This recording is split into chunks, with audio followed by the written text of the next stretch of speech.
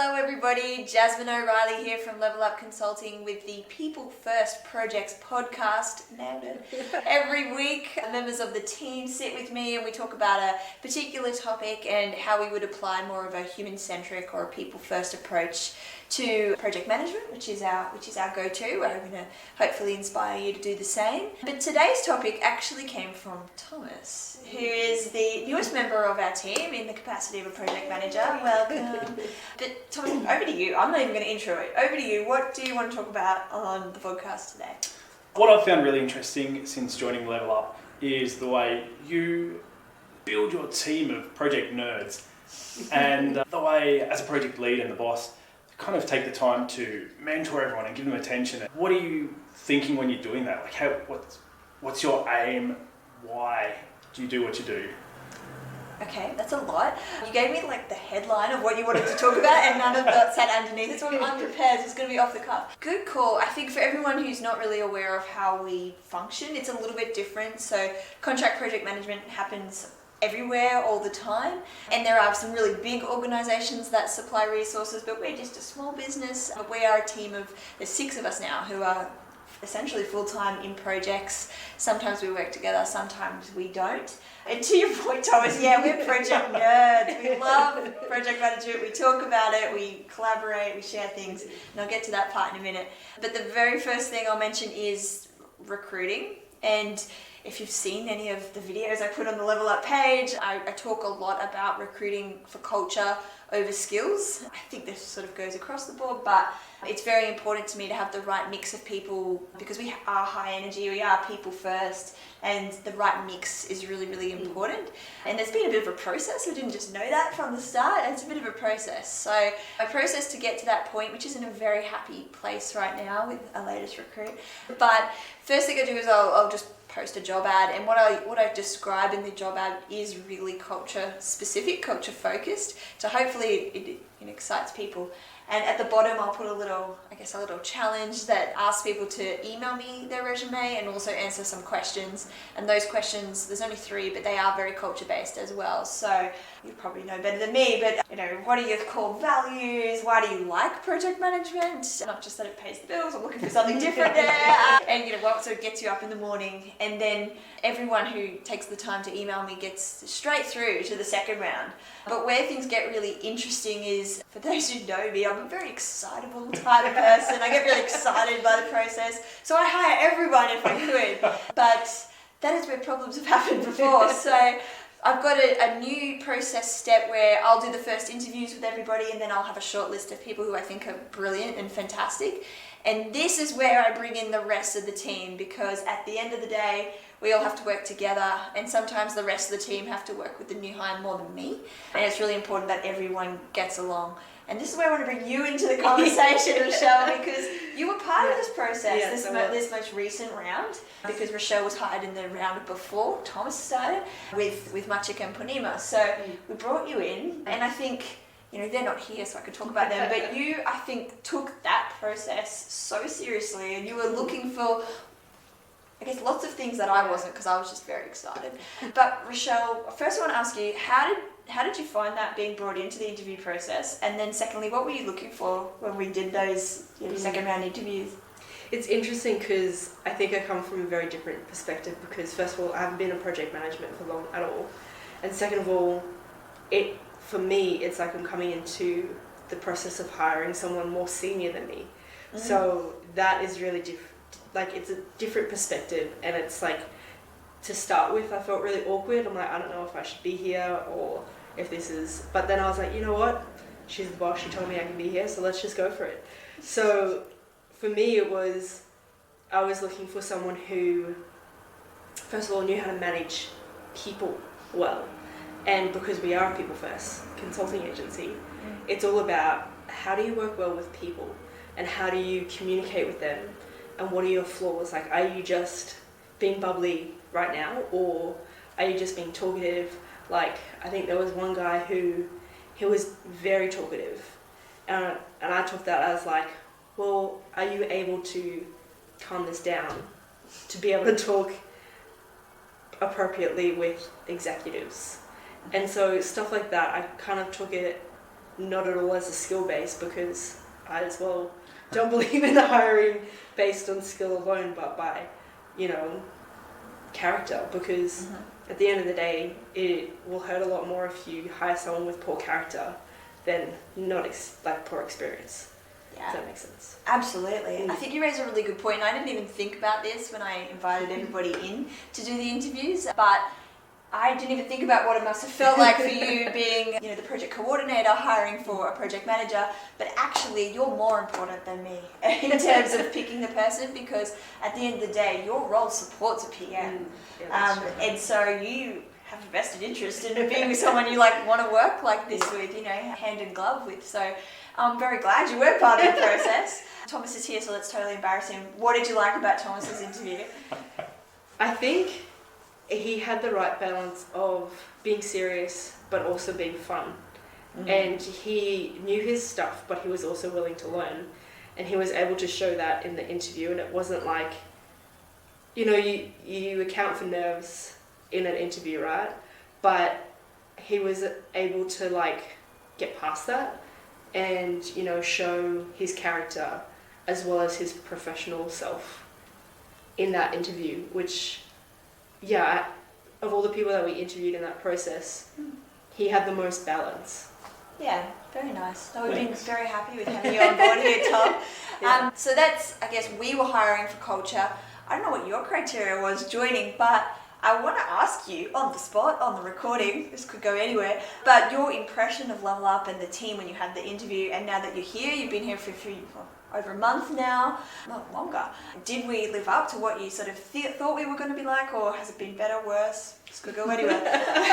Good question. It was terrible. Yeah, so what really stood out was that focus on the team and I guess the attitude rather than the skill. Like you said, you're hiring for the character rather than the skills, which I thought was really good. That's just going to build a nice environment to be in, and it has been really nice to be in.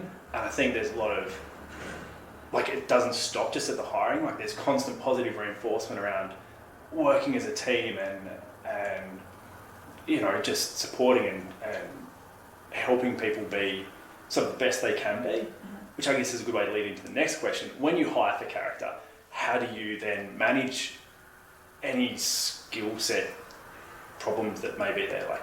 Absolutely. You spend a lot of time sort of mentoring everyone, and how do you decide how you do that? That is a very conscious choice. So you can, I guess it comes down to hiring for culture or hiring for skill, because I'm very passionate, it's just in my nature, that I like hiring people based on their personality, because I feel like people can be taught. Skills can be taught, there is no perfect, so let's work on it together over time. And I love that. I love wearing that hat. I love doing that role. Whereas other people just want to, have their team to run autonomously, which is totally fine as well. And I think we've talked before, Tom, about getting to that place of, we'll probably be a little bit more like that. But that's not where we are right now. We're growing something and we're doing it together, which is really cool. But yeah, so because of that conscious choice that I made, that also changes who I hire, how do I allocate my time, how do we then do work ideally together on a project with clients. So those who have worked with us, you'll know we've got a different model. It's not, a resource house where you just get a PM and away they go. No, you get a team, and I'm usually part of that team, which is really cool because I get to provide guidance and leadership and sort of that senior project management, actually being hands-on in the project. So that's kind of cool. But yeah, allocating the time to mentor people, checking in. It can be really hard. I think you've asked me this every week since you've started. How do you juggle it all? How do you get to this place? How do you flick between projects, literally on the fly? Time and experience. But there's a limit to that, right? We've been talking about that. So how do you scale a business beyond here? And I'm maybe even almost at that level now. We're a team of 6 or 7, if you include myself. And so we need to think about, okay, how do we get people to that level of autonomy and still checking in and keeping that culture alive? Because it's easy to lose, I think. Not that we have, but especially when you are off with working in a client, how do you still retain your culture and what makes us special? So we do the team meetings, we do one-on-ones, have music on in the office. we try to uphold our brand and our standards just day to day. And by doing that and reinforcing, I think our clients feel that too, which is pretty cool. But yeah, and nerd out over project stuff together. We always talk about it. No one else is going to enjoy working here but us. We're like the weird family we didn't know we needed. But yeah, it's good. So I know you're passionate about this. Do you have any tips of how we can keep the culture alive, or how we can scale the team and keep the culture going? I think it's just something you do really well is just pointing out all the good things that are happening now that we sort of want more of. And I don't think I've ever seen you punish anything bad yet or be negative in any way, which is kind of interesting. I'm not sure anyone's done anything for you to be upset about, but yeah, it's just everything's really positive, and I think that's only going to keep creating the momentum. Yeah, absolutely. Something I know, I think I've spoken to everyone individually and as a team as well, is to recognise when we are doing things that are above average. Because we hire on culture, so we're all very similar in how we work and how we think. And sometimes we need to stop and take stock of, now this isn't normal. Like spending the time to invest in people, that's not normal. It's normal for us, but it's not normal, and we should celebrate that even though it's business as usual for us. So I don't know if you've noticed that, Tom, but I'm always saying that is good. Congratulate yourself and be proud of that, because that's really good work. And that's something I like to do as well, to not just gloss over the day-to-day. So keep that alive. I think something you do really well is also like have clear expectations of like something that you always say is like, you're an adult, you can manage your own time. If you need help with it, I'm here, but I trust you to manage your time. And if you're not doing well, I'll pull you up on it. But if I haven't spoken to you, just presume you're doing all right. And if you're really struggling, just come and talk to me. And that's something that is unusual, because a lot of the time you only know that you're doing something wrong when you've reached the point, and it's hard to, approach management to check in and be like, am I still doing right? Like, am I like close to being like punished or anything like that? Or like, like not punished, but like, close to, doing something wrong. Yeah. We can go to you and be like, am I doing all right? And then you can clarify, and that's something that's, like we can go to you, you're approachable. Oh, that's good. This was not meant to be like a love fest, but I'm all for it.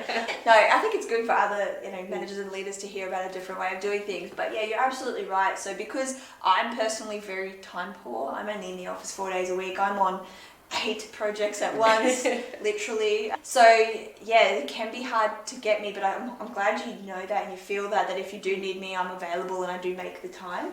Not often I say, oh, not yet. Usually it's in real time. But yeah, it's we got that balance of autonomy as well as, I'm here for you, I'm your safety net, or I'm just your sounding board. We talked about this the other day, Tom. You'll get to a place where we just work together for fun, and not even for guidance or mentorship. It's just because we like it. So we'll get to that place. But I'm glad to hear that you feel that way. And maybe as we scale, I'll just be this floating resource walking around going, who's got a question for me? Never. I can't see that happening. But you never know. So I think another good way of supporting that is sort of the way we do iterative check-ins with stuff. It's like we're not quite sure where we're going, or it's a little uncertain, and you have a better idea, but you're kind of too busy. So we'll sort of do things and iteratively check in to make sure we're on the right path, which is a safe way of not going the wrong way. It's very agile of you, Tom. Yeah, very making sure we're on the right track. And, just enough constraints there to keep it on track, but not stop the work from happening or relying on you too much. Yeah. No, I like that. And everybody embraces it.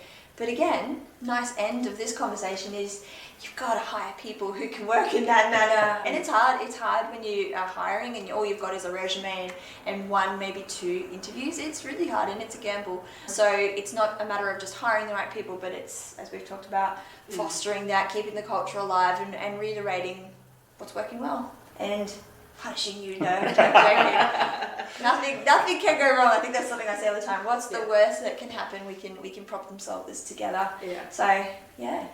Oh well, good topic, Thomas. Thank you. We'll have another one soon. We'll bring you into more of these podcasts. Thanks for joining us, Rochelle. No worries. That was fun. Thanks everybody. We'll see you for our next podcast episode.